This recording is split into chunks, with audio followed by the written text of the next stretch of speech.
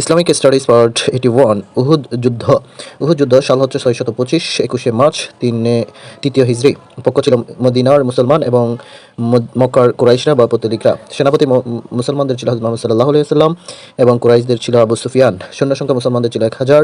প্রতিমধ্যে মুনাফিক নেতা আব্দুল্লাহ বিন উবাই 300 সৈন্য নিয়ে মুসলমানদের দল ত্যাগ করে, আর কুরাইশদের সৈন্য সংখ্যা ছিল 3000 জন। স্থান বা দূরত্ব মদিনা থেকে 3 মাইল উত্তরে অবস্থিত উহুদ প্রান্তর। উহুদ যুদ্ধের কারণ হলো বদর যুদ্ধের প্রতিশোধ নেওয়া, মক্কার নারীদের উৎসাহ, ইহুদিদের কুমন্ত্রণা। ফলাফল হলো ঈমানের পরীক্ষা, সাময়িক বিপর্যয়, শিক্ষালাভ। অন্যান্য গুরুত্বপূর্ণ তথ্যের মধ্যে আছে উহুদ যুদ্ধে হযরত হামজা রাদিয়াল্লাহু তাআলা মুসআব ইবনে উমাইর সহ 70 থেকে 73 জন মুসলিম সৈন্য শহীদ হন। রাসূল সাল্লাল্লাহু আলাইহি ওয়াসাল্লামের নির্দেশ অমান্য পরবর্তী খালিদ বিন ওয়ালিদের অশ্বারোহী বাহিনীর আক্রমণে সাময়িক বিপর্যয়। মুশরিকদের চরম আক্রমণে রাসূল সাল্লাল্লাহু আলাইহি ওয়াসাল্লামের দাঁত শহীদ হয়। উহুদ যুদ্ধে মহানবী সাল্লাল্লাহু আলাইহি ওয়াসাল্লাম 50 জন তীরন্দাজ বাহিনীকে আব্দুল্লাহ ইবনে জুবাইরের নেতৃত্বে গিরিপথের মুখে নিয়োজিত করেছিলেন, কিন্তু তারা নির্দেশ অমান্য করেছিলেন। হযরত হামজা রাদিয়াল্লাহুকে শহীদ করেছিল ওয়াহশী। উহুদ যুদ্ধে সক্রিয় নারী সাহাবী ছিলেন নুসাইবা বিনতে